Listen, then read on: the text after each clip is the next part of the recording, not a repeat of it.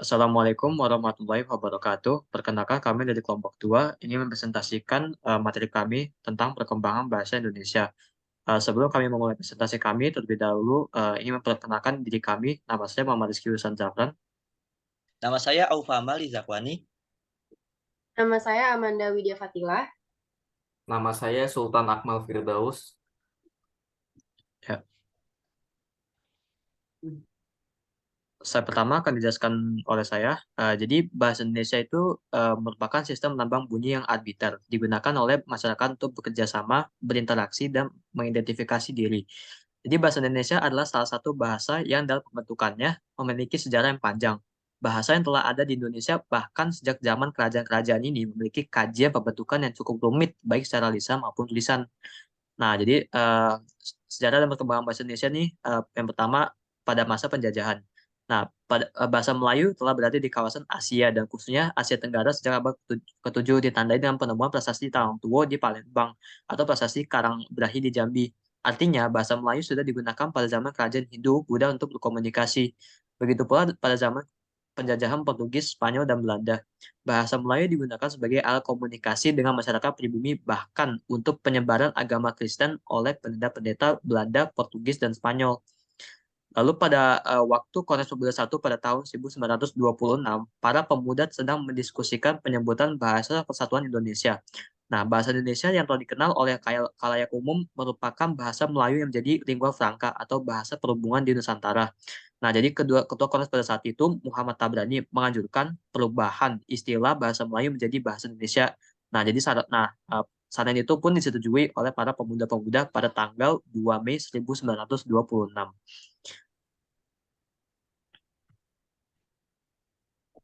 Baik, pembahasan selanjutnya akan dibacakan oleh saya. Selanjutnya kita akan membahas fungsi bahasa Indonesia. Menurut Arifin, menyebutkan kedudukan bahasa Indonesia memiliki fungsi berikut. Yang pertama, sebagai lambang kebanggaan bangsa, bahasa Indonesia melukiskan setiap nilai-nilai bangsa Indonesia. Yang kedua, sebagai lambang identitas nasional, yaitu bangsa Indonesia adalah simbol untuk masyarakat Indonesia atau sebagai jati diri bangsawan Indonesia. Yang ketiga, sebagai alat perhubungan antar warga, antar daerah, dan antar budaya. Bahasa Indonesia bermanfaat sebagai alat komunikasi nasional untuk menghindari miskomunikasi atau pertengkaran antar masyarakat. Yang keempat, sebagai alat pemersatu suku budaya dan bahasanya. Walaupun Indonesia memiliki sekitar 700 bahasa yang digunakan setiap suku-suku yang berbeda, akan tetapi semua masyarakat dapat diintegrasikan dengan bahasa yang satu, yaitu bahasa Indonesia. Selanjutnya kita akan bahas mengenai 3 kategori perkembangan bahasa Indonesia. Yang pertama sebagai bahasa pemersatu. Bahasa Indonesia sebagai bahasa pemersatu seperti yang sudah diketahui, pada awalnya diikrarkan pada Sumpah Pemuda tanggal 28 Oktober 1926. Dari situlah mulainya perkembangan bahasa Indonesia. Dengan sangat jelas bahasa Indonesia ini pertama kali digunakan sebagai bahasa pemersatu pada Butir ketiga. Diterimanya bahasa Indonesia juga dapat tercermin dari diadakannya Kongres Bahasa Indonesia KBI pada tanggal 25 sampai 28 Juni 1938 di Solo yang berbunyi kami putra dan putri Indonesia menjunjung bahasa persatuan bahasa Indonesia.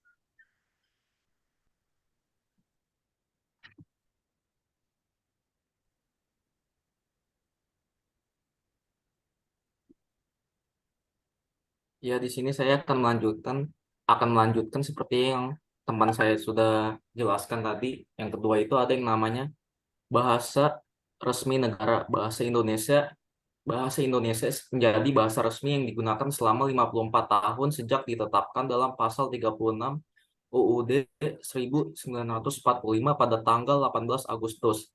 Hal ini ditandai dengan pembacaan teks proklamasi oleh Insinyur Soekarno dan juga Dr. Andes Muhammad Hatta yang membuat fase awal bahasa Indonesia menjadi bahasa pemersatu menjadi bahasa resmi negara. Adapun pergantian ejaan dari Van Ophuijsen dari masa jajahan Belanda menjadi ejaan Suwandi karena dianggap lebih menunjukkan rasa nasionalisme yang tinggi. Dan yang ketiga itu ada yang namanya bahasa internasional. Hal ini telah dicanangkan dan dibuktikan dengan adanya Kongres Internasional 9 Bahasa Indonesia yang mengambil tempat di Jakarta pada tanggal 28 Oktober hingga 1 November 2018. Undang-Undang Nomor 24 Tahun 2009 tentang bendera, bahasa dan lambang negara serta lagu kebangsaan juga ikut dalam usaha mendukung bahasa Indonesia menjadi bahasa internasional, khususnya pasal 44 ayat 1. dan Kongres Internasional 9 Bahasa Indonesia itu berisi tentang yang namanya satu, pendidikan bahasa sastra Indonesia dan juga sastra daerah. Yang kedua itu ada yang namanya pengutamaan bahasa Indonesia di ruang publik. Yang ketiga ada yang namanya kekuatan kultural bahasa Indonesia.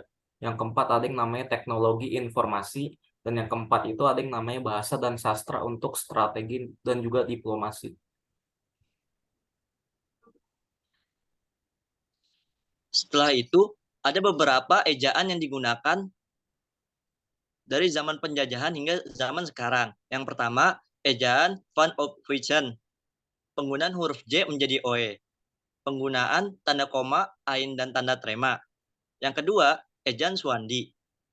Pergantian huruf EO menjadi U, bunyi sentak ditulis dengan K, kata ulang boleh ditulis dengan angka 2, tidak dibedakan antara penulisan di awalan dan di kata depan.